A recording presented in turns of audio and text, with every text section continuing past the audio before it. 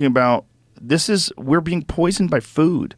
And this is why everybody got so sick from COVID. The disparity between people who got COVID and it was just a cold versus people who got COVID and they were deadly ill is 100% what they're eating and what that does to their body and how it compromises their immune system and how it causes comorbidities like diabetes, type 2 diabetes, and obesity and heart disease. This is all a direct relationship to food.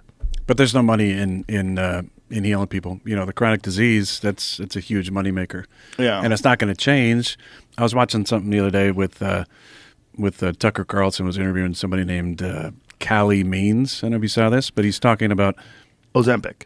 Yeah. Yes, I did see that. Yeah, we were talking about it yesterday. But one of the big points that he made that people, I think, forget is that why are these drug companies, Big Pharma, spending so much money on advertisements during the news is not to sell their products. They don't have a problem with that.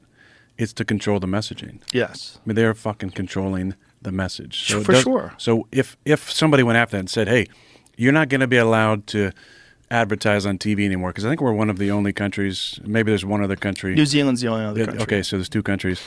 It would be, they would be attacked for anti-science or whatever it might be. What RFK wants to do, kind of the dismantling or the reforming, realigning of the CDC and the NIH and some of these alphabet companies who've been lying and misleading the public for so long. He would get absolutely slaughtered by the media. Why? Not because they actually believe that, but because who's paying them? Yes. It's those companies. So they control the message. So when you come out and talk about, what you use to heal yourself during COVID, or when I come out and talk about, or Dr. Peter McCullough or Robert Malone, or insert anybody who was just trying to bring Pierre Corey, they get absolutely railroaded and censored and silenced and attacked and slandered. It's not the news. It's corporate controlled. It's completely controlled. And it's not good for us. And the fact that people went along with it because they thought ideologically that group of people aligned with their side, and the other side was Donald Trump and the MAGA and the vaccine deniers and all the craziness that they attributed to that. I mean, it's really kind of brilliant the way they've pushed this propaganda. But at the end of the day, it's not beneficial to the greater good of society. If the media was legitimate, they would be talking about one of the biggest crises that's happening in this country right now, which is a massive increase in all-cause mortality. Yeah. It's a massive increase, and they're completely silent on it. It's like in some age groups, it's a 40+% increase in all-cause mortality, heart attacks, strokes, cancer. Gee, what do you think happened that changed where all of a sudden there's this massive increase and it coincides with something else? Don't you think maybe they would investigate that? Don't you think that like you would have some sort of investigative reporter that dives deep into this and gets to the bottom of it? No, they can't because of what you said. They're captured. They're totally captured, 100%. And yeah, it's just on and on and on through this whole thing. My thing is this: all of us who've been attacked for our position. To all those people, what do you think the fucking motivation is? Yeah. I mean, just look at my own situation. Like, I lost friends, allies in the media, millions of dollars in sponsorship because I talked about what worked for me and my own beliefs and my own health reasons why I didn't get vaccinated. Oh, by the way, you were right. Yeah. You were right. Look, you didn't need it. Look how quickly you recovered. You were fine. And same with you. Yeah. And what did they do? They changed the color of your face.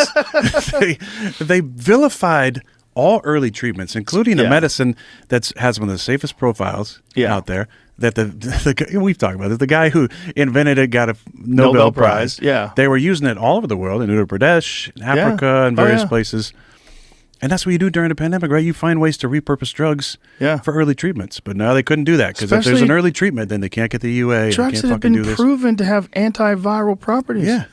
But what's the motivation for Peter McCullough, who got vilified? What's the motivation for Robert Malone?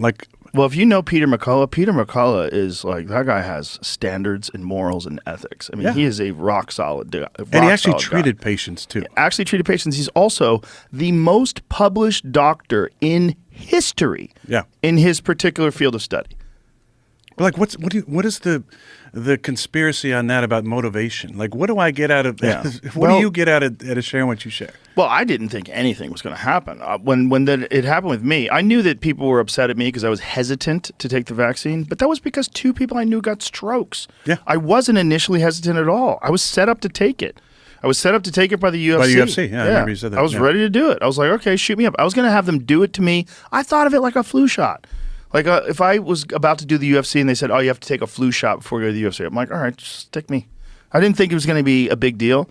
And then they said, well, in 2 weeks when you're back, just come early and you come to the clinic. I said, okay, we'll do that.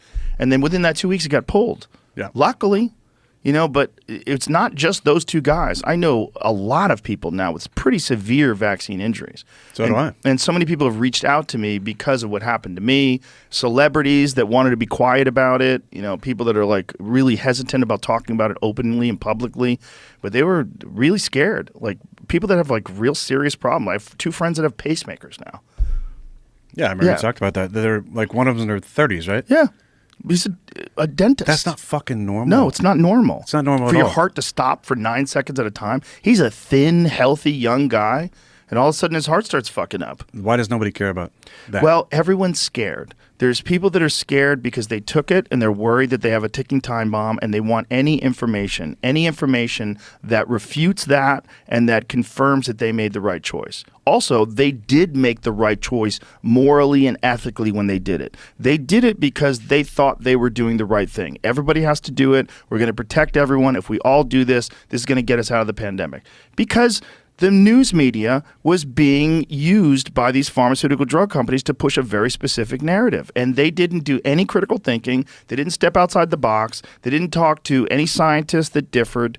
They all just stuck with whatever Fauci said, whatever the NIH said. And they also demonized people who were saying things that have been proven to be absolutely correct, like the fucking lab leak theory. If you brought up the lab leak theory, you used to get banned from YouTube. Now it's widely accepted by everyone. So is all the conspiracies that got people censored and kicked off. So many of them have been proven to be true. Yeah. And I agree with you. So many people thought they were doing the right thing. They thought, I'm doing my part. This is what we're supposed to do. 2 weeks, stop the spread. I'm full on board. We're all together. But let's look at what happened. And people are always like, why do you keep fucking bringing up the vaccine? For multiple reasons. But listen, this is a playbook that now we have. Right. For the next time they fucking try and do this shit. Right. Don't forget about this. Well, Don't forget talking about disease X now. What is that? When was the last time they were talking about a disease that doesn't exist, that's not affecting anybody, that literally there's no one sick, there's no one dying, and they're talking about how it's coming? Well, just watch what Bill Gates does, because last time he invested $50 million in a company, he made a pretty good score, and then he pulled all his money out. And then he started disparaging the effectiveness of the vaccine. After he pulled his money out, though. After he pulled his money out. And he also started saying that the virus wasn't as bad as we thought it was. Yeah. Oh, gee. How convenient. Yeah, what happened to the flu? Yeah. Flu went away. 0 cases.